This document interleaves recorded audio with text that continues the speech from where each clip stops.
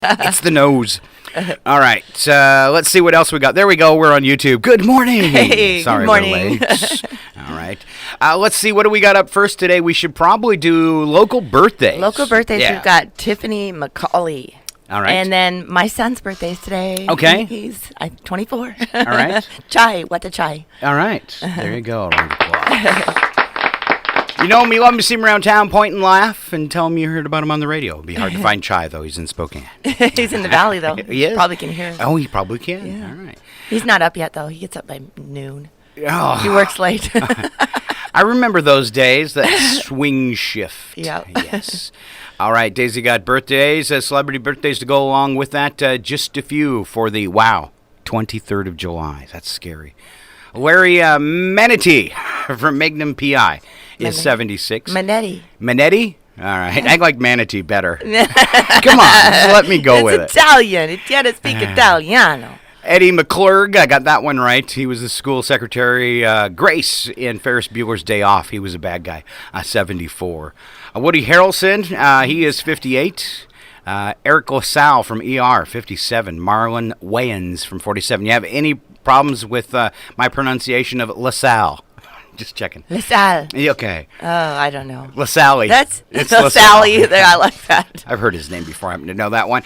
Stephanie March from Law and Order, 45. And Paul Wesley from The Vampire Diaries, 37. It could be Eric. Because Eric? it's with a Q, right? E-R-I-Q. I've never seen Eric spelled that way. Yeah. Huh. Eric LaSalle. And then Daniel Radcliffe, popularly known as Harry Potter, is 30 today. Oh. Yeah. Okay, that's No the only one I longer know. a child. I don't know anybody except And he's been doing Harry Potter. some very eerie avant-garde movies and stuff like that. Kind of cool. Huh. All right, we move on to special events. Special We go away events. for Daisy. Oh, I like this. Hot enough for your day. Is it hot enough, enough for for your your day? Hot enough for your day. And then you have some vanilla ice cream day if it's hot enough for you. Really? Yeah. I was digging for. I made a sound effect. I think it was last year. Oh, I can't find it, and it's all about being hot. We'll dig that out for weather. There's later. only 2 special events for today. That's horrible. I wonder if there's anything we missed yesterday. That was really cool. National Parenting Gifted Children's Week, National Scrabble Week, National Zookeeper Week, Global Hug Your Kid Day, All right. Spooners Day. That's what it says. It's called Spoonerism. I can't believe I missed that. And in a hammock day. Missed that one too. Those 2 are good. I want a hammock. Wow. Okay, those 2 from yesterday. Yeah, I was at Finch Arboretum. We said to go visit it Yes. on Sunday, and there was a guy. There was hardly anybody in the park. Had the place to ourselves, but there was one lone guy in a hammock between a couple of trees, nice. and I just thought, oh, how nice is that? Right. All right. All right, we made it through that. Let's see. It happened today. I call it history. Hey, we could put a hammock out there, right there, between That's the kind of posts. creepy. What's that in front of the radio station? That's that guy from the morning show. That's where he lives. He lives in the hammock in front of the radio station. Right. See that porta potty? That's his. And the cooler? Oh, thank you for that, Daisy. My imagination. Why not? I'm just going to spend the summer under the eave in the front of the radio station. This is an awesome idea. Well, I love sleeping outside. And you can guard the place from. That's right. We guard cat. We got Mooch out there. I'll bring her litter box out. From strange beings walking around. Yeah, I like it. A hammock.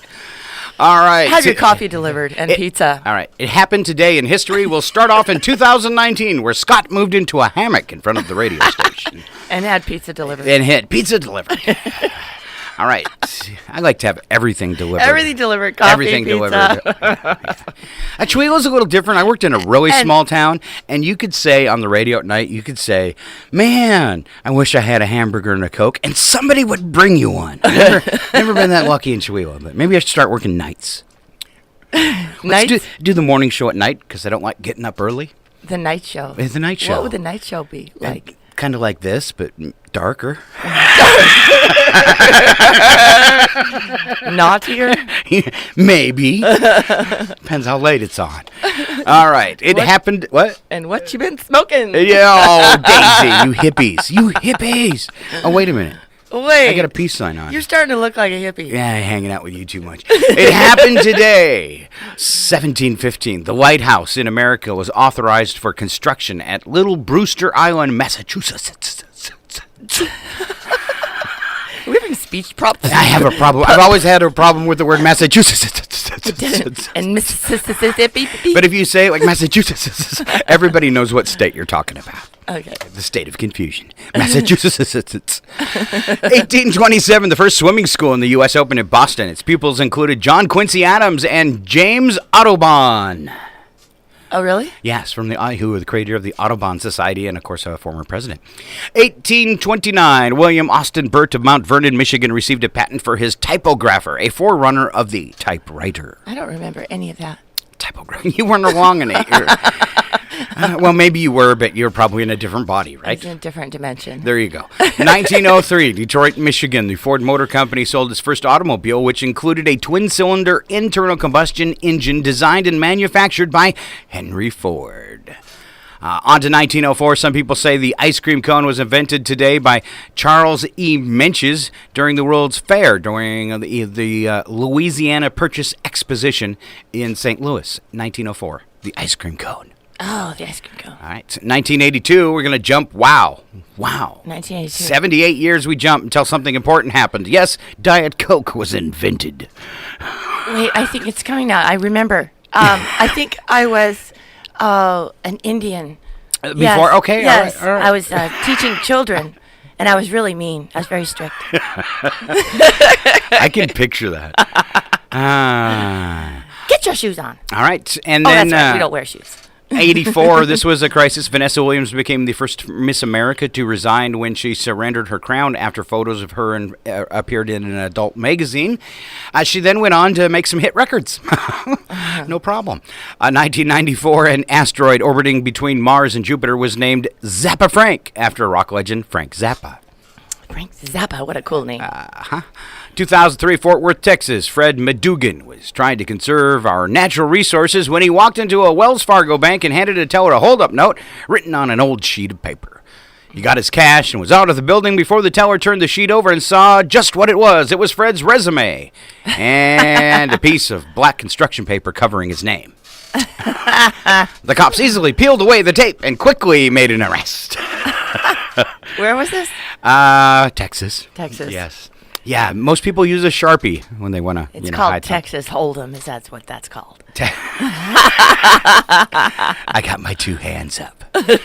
All right, it's KCHW Chihuahua looking at 8:02 as we keep going with some news stories, news and nuggets. All right. They say we were talking about teachers because we're already talking about going back to school this morning. That's just creepy.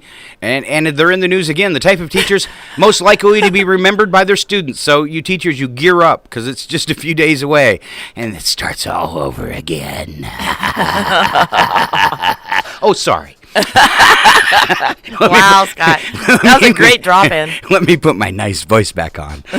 Let's see. Use your inside voice. We owe teachers a lot, from calling home to check up on them after a bad day, 39%, to staying up late to help with homework, 38%. It comes as no surprise that 83% said a teacher made a meaningful impact on their life. Nice. We've talked about that many times as Yeah. locals on the radio, some of the local teachers that inspired us. Nice. In a survey commissioned by Staples, adults were asked their favorite school teacher and the impact the teacher had on life after their school, and found 2 in 5 said they owed their career success to an old teacher.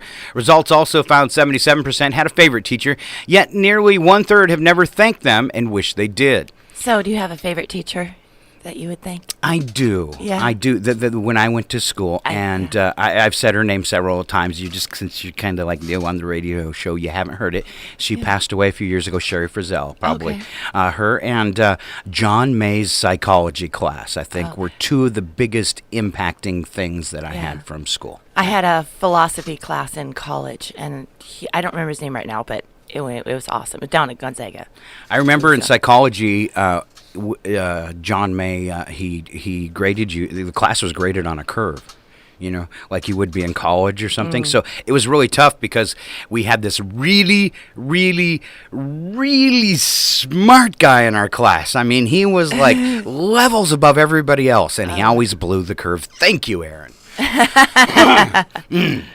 And then I had a favorite English teacher in high school, and she was part of the drama club. So she taught me how to get up on stage. Where Aaron... And I was frightened, at that point. I was very shy, but I could get up and do drama, and I did humor solo, of all things. So and people wonder if anybody knows who I'm talking about. I don't want you to say his last name without his permission and stuff. But if people know the Aaron I'm talking about that were around me, my age and went to school here, he went to work for like NASA and the Jet Propulsion, laboratory and all that. I kind had a of brother stuff. like And, that. Yeah, he had it made in the shade as far as that went. But guess what? He went to become a priest. Yeah, I remember it was he was like going to Eastern or something like that, and it was his first summer break. And he, you remember him calling me on the phone. He goes, "I'm going to work at the Jet Propulsion Laboratory for the summer." Right, and just how cool that is, Yeah, so he's probably making rockets today. Rockets. All right. He did send me a picture of his swimming pool once on Facebook.